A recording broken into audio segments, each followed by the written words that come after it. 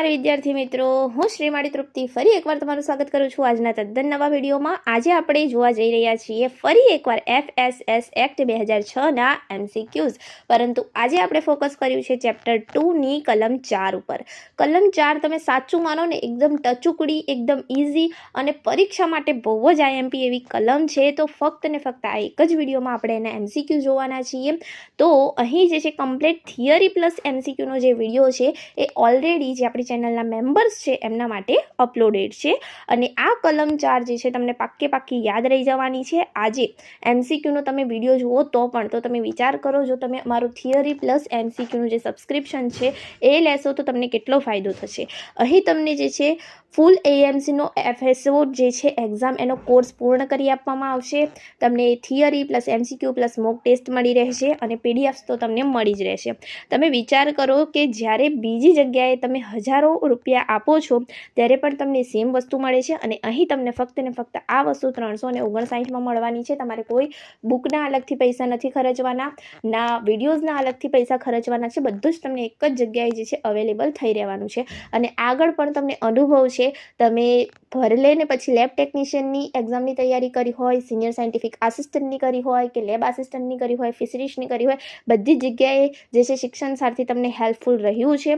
તો આ જગ્યાએ પણ મેમ્બરશિપમાં પણ તમને અમે ખૂબ જ મદદ કરીશું, મદદરૂપ થઈશું। તો થિયરી લેક્ચર તમને મળી રહેશે, MCQ લેક્ચર મળી જશે, મોક ટેસ્ટના વિડીયોઝ મળી રહેશે અને PDFs પણ મળી રહેશે। ઓકે, PDF મટીરિયલ તો 100% મળી રહેશે। તો આજે જ જો તમે અમારી મેમ્બરશિપ જોઈન કરો છો તો તમને આટલા ફાયદા તો થવાના જ છે। તો હવે આપણે વિડીયોને શરૂ કરીએ અને જોઈએ આજનો આપણો પહેલો પ્રશ્ન। ઓકે, જે વિદ્યાર્થીઓ મેમ્બરશિપ જોઈન નથી કરતા, એવું નથી કે એમના માટે આપણે અવેલેબલ નહીં હોઈએ, એમના માટે પણ આપણે પૂરતું સાહિત્ય જે છે એમને એક્ઝામ માટે જરૂરી થઈ રહે એવું પૂરું પાડવાનો પ્રયત્ન કરીશું। ઓકે, ક્વેશ્ચન નંબર 1 છે આજનો આપણો કે food safety and standard authority of India FSSAIની સ્થાપના કરવાની મુખ્ય સત્તા કોની પાસે છે? ઓપ્શન છે અહીં તમારા રાજ્ય સરકાર પાસે છે, કેન્દ્ર સરકાર પાસે છે, રાષ્ટ્રપતિ પાસે છે કે સુપ્રીમ કોર્ટ પાસે છે? ઓકે, અહીં જે છે તમારો રાઈટ આન્સર કયો આવશે? તો કેન્દ્ર સરકાર પાસે છે। ઓકે, તો food safety and standard authority of ઇન્ડિયાની સ્થાપના કરવાની મુખ્ય સત્તા જે છે કેન્દ્ર સરકાર પાસે છે। હવે અહીં થોડી એક વધુ વાત કરી દઈએ કે આ જે છે કે food safety and standard authority of India FSSAIની સ્થાપના કરવાની મુખ્ય સત્તા કેન્દ્ર સરકાર પાસે છે। એ કઈ કલમ અંતર્ગત કહેવામાં આવ્યું છે? આપણે ભણી રહ્યા છીએ કલમ 4, પણ એની જે છે પેટા કલમો છે કેટલી છે? 4 છે। કલમ 4ની પેટા કલમો કેટલી છે? 4 છે। એમાંથી જે પેટા કલમ 4(1) છે એમાં કહેવામાં આવ્યું છે કે food safety and standard authority of ઇન્ડિયાની સ્થાપના કરવાની મુખ્ય સત્તા કેન્દ્ર સરકાર પાસે છે। કઈ કલમમાં? 4(1) માં યાદ રાખીશું। ઓકે, પછીનો બીજો પ્રશ્ન છે કે કઈ કલમ હેઠળ food safety and standard authority of ઇન્ડિયાની સ્થાપના કરવાની જોગવાઈ છે? ઓકે, આગળ જ વાત કરી, જે આખું ચેપ્ટર છે ને મિત્રો એનું નામ જ છે કે food safety and standard authority of ઇન્ડિયાની સ્થાપના, રાઈટ? તો એની જે સ્થાપના કરવાની જે વાત કરવામાં આવી છે કલમ 4માં, યાદ રાખજો। ઓકે, કલમ 4માં એની વાત કરવામાં આવી છે। ડન? કઈ કલમ હેઠળ food safety and standard authority of ઇન્ડિયાની સ્થાપના કરવાની જોગવાઈની વાત કરવામાં આવી છે? તો કલમ 4 યાદ રહેશે ને? ચાલો, ત્રીજો પ્રશ્ન જોઈએ કે કેન્દ્ર સરકાર FSSAIની સ્થાપનાની જાહેરાત કઈ રીતે કરશે? ઓકે, તો અહીં જે છે આ બહુ સરળ એવો દેખાતો પ્રશ્ન છે, પણ જ્યારે પરીક્ષામાં પૂછાય ને ત્યારે આપણે ગોથે ચડીએ, કારણ કે આ જે આખી લાઈન છે ને મિત્રો એ આપણી જે ફૂડ FSSAIની જે ઓફિશિયલ PDF છે એમાંથી લેવામાં આવી છે અને એક કલમમાં આખી લાઈન જે છે એ કહેવામાં આવી છે। તો ઓપ્શન છે તમારા સમાચાર પત્ર દ્વારા, સોશિયલ મીડિયા દ્વારા, રેડિયો દ્વારા કે નોટિફિકેશન જાહેરનામા દ્વારા। ઓકે, તો આ આખી લાઈન જે છે એક કલમની એક લીટીમાં કહેવામાં આવી છે અને એનો સાચો જવાબ છે નોટિફિકેશન જાહેરનામા દ્વારા। ઓકે, તો જે કેન્દ્ર સરકાર FSSAIની સ્થાપનાની જાહેરાત છે કઈ રીતે કરશે?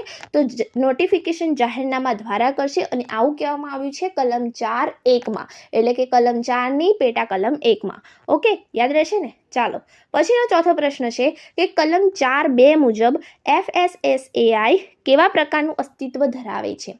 ઓકે, હવે પેટા કલમ 4(2)ની વાત થઈ રહી છે। ઓપ્શન છે તમારા કામચલાઉ અસ્તિત્વ ધરાવે છે, બી છે કાયમી ઉત્તરાધિકારી અસ્તિત્વ ધરાવે છે, માત્ર 5 વર્ષ માટેનું અસ્તિત્વ છે કે ખાનગી પેઢી જેવું। તો જે આ કલમ 4(2) છે ને એમાં ચોખ્ખું કીધું છે કે જે આ FSSAI સંસ્થા છે એ કાયમી ઉત્તરાધિકારનું અસ્તિત્વ ધરાવશે. ઓકે, તો ઓપ્શન બી આપણો રાઈટ આન્સર છે. કલમ 4(2) મુજબ કહેવામાં આવ્યું છે. ઓકે, અને તમને પૂછે કે FSSAI જે નામ છે, નામ એ કઈ કલમમાં આપવામાં આવ્યું, તો તમે જવાબ લખશો કલમ 4(1). ઓકે, કલમ 4(1). ચાલો 5મો પ્રશ્ન જોઈએ. FSSAI પાસે કયા પ્રકારની મિલકતો હસ્તગત કરવાની અને રાખવાની સત્તા છે? ઓકે, માત્ર જંગમ, માત્ર સ્થાવર, જંગમ અને સ્થાવર બંને કે એક પણ નહીં?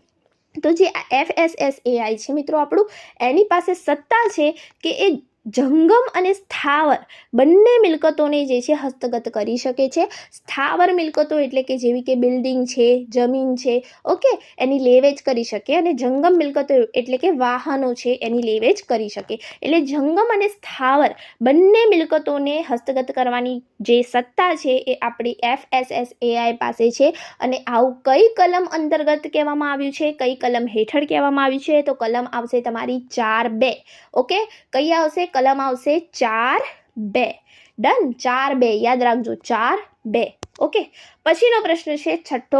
સંસ્થાના કોઈ પણ કરાર કે દસ્તાવેજ પર અધિકૃતતા માટે શાનો ઉપયોગ કરવામાં આવે છે?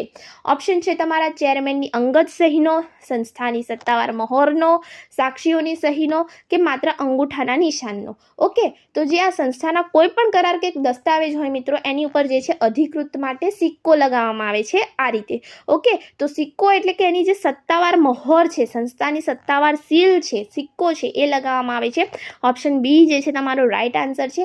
અને આવું કહેવામાં આવ્યું છે તમારી જે આ કલમ છે FSSA એક્ટ ચેપ્ટર 2ની કલમ 4ની પેટા કલમ 4(2) આવું કહેવામાં આવ્યું છે. તો આ આવશે કલમ 4(2) હેઠળ. ઓકે, પછીનો તમારો પ્રશ્ન છે કે FSSAI નું મુખ્ય કાર્યાલય, એનું હેડક્વાર્ટર ક્યાં આવેલું છે? આના માટે છે ને મિત્રો આખી અલગથી પેટા કલમ છે. ઓકે, આખી અલગથી પેટા કલમ છે અને એ છે કલમ 4(3). ઓકે, તો એની અંદર તમને કહેવામાં આવ્યું છે કે જે આ FSSAI છે એનું મુખ્ય કાર્યાલય જે છે એ નવી દિલ્હી ખાતે આવેલું છે. મુંબઈ નહીં આવે, ગાંધીનગર નહીં આવે, કોલકાતા નહીં આવે. શું આવશે? નવી દિલ્હી. અને કઈ પેટા કલમમાં કહેવામાં આવ્યું છે? કલમ 4(3). ઓકે, FSSAI નું મુખ્ય કાર્યાલય જે હેડક્વાર્ટર છે એ કલમ 4(3) અંતર્ગત નવી દિલ્હીમાં રહેશે એવું કહેવામાં આવ્યું છે. ડન. પછીનો 8મો પ્રશ્ન છે કે FSSAI ને ભારતભરમાં અન્ય જગ્યાએ ઓફિસો સ્થાપવાની સત્તા કઈ પેટા કલમ આપે છે?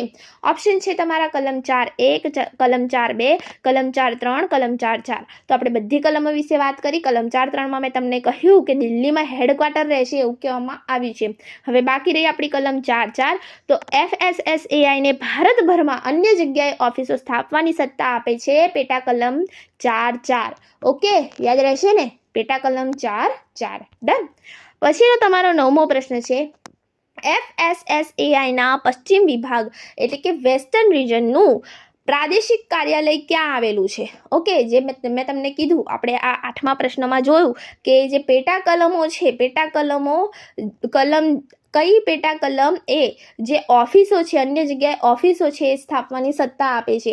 તો આ અન્ય એની ઓફિસો છે. એમાં જે છે પહેલી છે FSSAI ના પશ્ચિમ વિભાગ જે વેસ્ટર્ન રિજન છે એનું પ્રાદેશિક કાર્યાલય ક્યાં આવેલું છે? ક્યાં છે એની ઓફિસ? તો મુંબઈ ખાતે છે, સુરત ખાતે છે, પુણે ખાતે છે કે પણજી ખાતે છે? તો અહીં જવાબ આવશે મુંબઈ ખાતે છે. ઓકે, તો FSSAI ના પશ્ચિમ વિભાગ એટલે કે વેસ્ટર્ન રિજનનું પ્રાદેશિક કાર્યાલય ક્યાં આવેલું છે? મુંબઈ ખાતે આવેલું છે. ડન. પછીનો 10મો પ્રશ્ન છે ઉત્તર વિભાગ જે નોર્થન રિજન છે એનું પ્રાદેશિક કાર્યાલય ગાઝિયાબાદ કયા રાજ્યમાં આવેલું છે? ઓપ્શન છે તમારા હરિયાણામાં, પંજાબમાં, ઉત્તર પ્રદેશમાં કે ઉત્તરાખંડમાં? તો રાઈટ આન્સર મિત્રો અહીં આવશે ઉત્તર પ્રદેશમાં. ઓકે, જે ઉત્તર વિભાગ છે, ઉત્તર વિભાગ તો ઉત્તર પ્રદેશ, એ રીતે યાદ રાખજો. અને જે કાર્યાલય છે મેઇન કયા જે છે ક્યાં આવેલું છે? ગાઝિયાબાદમાં આવેલું છે અને રાજ્ય છે ઉત્તર પ્રદેશ. ઓકે, ગાઝિયાબાદમાં આવેલું છે ઉત્તર વિભાગનું જે કાર્યાલય છે, પ્રાદેશિક કાર્યાલય એ. ઓકે, પછીનો પ્રશ્ન છે દક્ષિણ વિભાગનું મુખ્ય જે કેન્દ્ર છે કયું શહેર છે? ઓપ્શન છે તમારા હૈદરાબાદ, બેંગ્લોર, ચેન્નઈ કે કોચી? તો દક્ષિણ વિભાગ છે ત્યાં તો આવે ચેન્નઈ. ડન. ચેન્નઈ જે છે એનું મુખ્ય કેન્દ્ર શહેર છે દક્ષિણ વિભાગનું. અને પૂર્વ વિભાગની પ્રાદેશિક કચેરી ક્યાં આવેલી છે? તો ઓપ્શન છે તમારા ગુવાહાટી, કોલકાતા, પટના કે ભુવનેશ્વર, તો અહીંયા આવશે કોલકાતા, જે પૂર્વ વિભાગ છે ઓકે, એનું જે પ્રાદેશિક કચેરી છે આવેલી છે કોલકાતા ખાતે. અને છેલ્લું છે ઉત્તર પૂર્વ વિભાગ, એનું કાર્યાલય ક્યાં આવેલું છે, તો એ આવેલું છે ઈટાનગર નહીં આવે, શિલોંગ નહીં આવે, ઇમ્ફાલ નહીં આવે, આવશે આપણું ગુવાહાટી. ઓકે, તો ઉત્તર પૂર્વ વિભાગનું જે મુખ્ય કાર્યાલય છે ત્યાંનું, ઉત્તર પૂર્વ વિભાગનું એ આવેલું છે ગુવાહાટી ખાતે.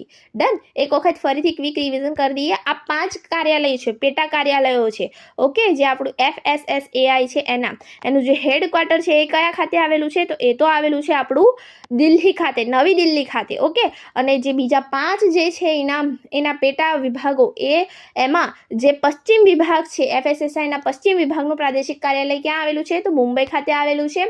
એનો જે ઉત્તર વિભાગ છે એનું કાર્યાલય જે છે ગાઝિયાબાદ ખાતે આવેલું છે. અને કયું રાજ્ય આવશે, તો ઉત્તર પ્રદેશ. અને જે દક્ષિણ વિભાગ છે એનું મુખ્ય કેન્દ્ર કયું શહેર છે, તો છે ચેન્નઈ. દક્ષિણ વિભાગનું મુખ્ય જે કેન્દ્ર છે એ ચેન્નઈ છે. અને પૂર્વ વિભાગનું પ્રાદેશિક કચેરી ક્યાં આવેલી છે, તો પૂર્વ વિભાગ આવે તો કોલકાતામાં આવેલી છે. અને છેલ્લું જે ઉત્તર પૂર્વ વિભાગમાં એનું જે કાર્યાલય છે ક્યાં આવેલું છે, તો ગુવાહાટી ખાતે આવેલું છે. ડન છે આટલું. હવે જોઈએ FSSAI ના નામે કોઈની સામે કેસ દાવો કરી શકાય છે.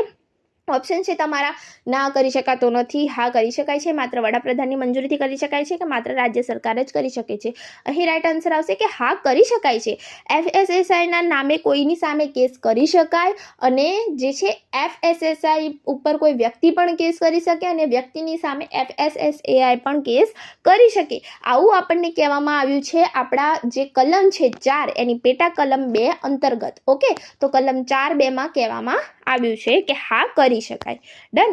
પછીનો 15મો પ્રશ્ન છે કે કયા વર્ષના કાયદાના અમલીકરણ બાદ FSSAI એ પ્રાદેશિક કચેરીઓની સ્થાપના કરી. ઓપ્શન છે તમારા 1954, 1990, 2006 કે 2011. તો શું આવશે, 2006. આ આપણને ખબર જ છે. 16મો પ્રશ્ન જોઈએ. નીચેનામાંથી કયું સ્થળ FSSAIની પોર્ટ ઓફિસ એન્ટ્રી પોઈન્ટ તરીકે કાર્ય કરે છે. ઓકે, આગળ આપણે વાત કરી કે એના 5 જે છે પેટા વિભાગો આવેલા છે. આ ઉપરાંત એની જે છે પોર્ટ ઓફિસ એન્ટ્રી પોઈન્ટ પણ આવેલા છે. એની અંદર વાત કરીએ તો મુન્દ્રા પણ આવી જાય, તુતીકોરીન પણ આવી જાય, કૃષ્ણપટ્ટનમ પણ આવી જાય. એટલે આપેલ તમામ આવશે. ઓકે, પછીનો આપણે પ્રશ્ન જોઈએ 17મો કે કલમ 4(2) મુજબ FSSAI એ કેવી સંસ્થા ગણાય છે. 4(2) વાત થઈ રહી છે. ઓકે, ઓપ્શન છે તમારા સરકારી વિભાગ માત્ર, બી છે સ્વતંત્ર કાયદેસરની સંસ્થા ગણાય છે, સી છે સ્વૈચ્છિક સંસ્થા ગણાય છે, ડી છે ખાનગી લિમિટેડ કંપની. તો કલમ 4(2) મુજબ જે આપણી FSSAI છે કેવી સંસ્થા ગણાય છે, તો સ્વતંત્ર ગણાય છે, અને કાયદેસરની સંસ્થા છે, સ્વતંત્ર છે. એની એ પોતાની કાયદેસરની સંસ્થા છે અને સ્વતંત્ર છે. ડન. ચાલો, પછીનો 18મો પ્રશ્ન છે કે FSSAIનું આખું નામ શું છે. ઓપ્શન છે તમારા food security and standard authority of India, food safety and standard authority of India, food survey and safety association of India, કે federal safety and standard organization. તો આપણને ખબર જ છે food safety and standard authority of India. અને 19મો પ્રશ્ન છે કે કાયમી ઉત્તરાધિકારીનો અર્થ શું થાય છે. ઓપ્શન છે તમારા અધિકારીઓ બદલાય તો સંસ્થા બંધ થઈ જાય, બી છે સંસ્થાનું અસ્તિત્વ કાયમી છે, અધિકારીઓ બદલાય તો પણ ચાલુ રહે છે, સી છે સંસ્થા દર 5 વર્ષે ફરીથી બને છે, ડી છે સંસ્થા માત્ર રાષ્ટ્રપતિની ઈચ્છા સુધી ચાલે છે. તો એનો રાઈટ આન્સર તમારો આવશે કે સંસ્થાનું અસ્તિત્વ કાયમી રહે છે. અધિકારીઓ તો બદલાતા રહે પણ સંસ્થાનું અસ્તિત્વ કેવું રહે છે, કાયમી રહે છે. તો આ જે કાયમી ઉત્તરાધિકારી છે એનો અર્થ એવો થશે કે સંસ્થાનું અસ્તિત્વ કાયમી રહે છે. આવું કહેવામાં આવ્યું છે કલમ 4(2) અંતર્ગત. ઓકે, અહીંયા કોઈ પણ લાઈન એમ લખવામાં નથી આવી, ઘરથી લાવીને લખવામાં નથી આવી. કલમ 4(2) અંતર્ગત કહેવામાં આવ્યું છે કાયમી ઉત્તરાધિકારીનો અર્થ એવો થાય કે સંસ્થાનું અસ્તિત્વ કાયમી છે, અધિકારીઓ બદલાય તો પણ ચાલુ રહે છે. કલમ 4(2) અંતર્ગત કહેવામાં આવી છે. અને આજનો આપણો છેલ્લામાં છેલ્લો 20મો પ્રશ્ન છે કે FSSAIની જે સ્થાપના છે એનો મુખ્ય હેતુ શું છે. ઓપ્શન છે તમારા ખેતીમાં સુધારો કરવો, બી ખોરાકની ગુણવત્તા અને સુરક્ષા પર દેખરેખ રાખવી, સી માત્ર વિદેશી ખોરાકની તપાસ કરવી, કે ડી હોટલમાં સબસિડી આપવી. તો જે આપણી FSSAI છે એની સ્થાપનાનો મુખ્ય હેતુ છે ખોરાકની ગુણવત્તા અને સુરક્ષા પર દેખરેખ રાખવી. રાઈટ. તો option B is the right answer. તો અહીં આપણો સરસ મજાનો વિડીયો પૂર્ણ થાય છે. છે. હું આશા રાખું છું કે તમને જે છે આજનો આ વિડીયો હેલ્પફુલ થઈ રહેશે. જો વિડીયો ગમ્યો હોય તો વિડીયોને લાઇક કરો, તમારા જેવા બીજા એસ્પિરન્ટ્સ સાથે શેર કરો અને જો અમારી આ ચેનલ પર નવા હોય તો આને સબસ્ક્રાઈબ કરવાનું ના ભૂલતા. Thank you friends. Keep watching, keep learning. અને FSOના જે કોર્સના ફ્રી વિડીયોઝ છે એ પણ આપણી જે નીચે પ્લેલિસ્ટ છે કોર્સ છે એમાં તમને મળી જશે, ત્યાંથી તમે એને જોઈ શકો છો. ઓકે, તો શેર કરતા રહેજો અને વિડીયો ગમે તો વિડીયોને લાઇક કરજો. અને હા, આની PDF જે છે આ MCQની PDF તમને ડાયરેક્ટ ટેલિગ્રામ ચેનલ ઉપર મળી જશે, તો એની પણ લિંક નીચે ડિસ્ક્રિપ્શન બોક્સમાં આપી છે. Okay, thank you.